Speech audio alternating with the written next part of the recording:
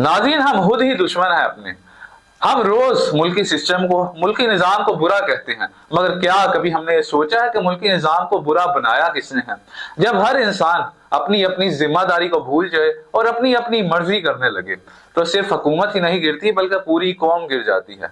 हम लोग सिग्नल तोड़ते हैं, हम लोग रिश्वत लेते और देते हैं, हम लोग झूठ बोलते हैं, हम लोग हर किस्म का इलीगल काम करते हैं और फिर बाद में कहते हैं कि भाई हुकूमत नहीं ठीक या मुल्की निज़ाम नहीं ठीक। कुरान पाक में इरशाद है कि अल्लाह ताला कभी भी उस कौम की हालत नहीं बदलता कि जिसको अपनी हालत बदलने का खुद ख्याल ना हो। जब हम लोग अपनी हालत खुद नहीं बदलेंगे, खुद अपनी हालत को बदलने की कोशिश नहीं करेंगे, खुद अच्छे काम नहीं करेंगे, खुद बुरे कामों को नहीं छोड़ेंगे, तो फिर अल्लाह ताला भी हमारी हालत नहीं बदलेगा। जब हम खुद सुधरने लगते हैं तो मुल्की निज़ाम भी सुधर ही जाते हैं। और वैसे भी मुल्क सिर्फ हुकूमत का ही नहीं बल्कि हमारा भी है। तो इसीलिए आज से ही सुधरने का इरादा करो और अपने मुल्क को बदलो।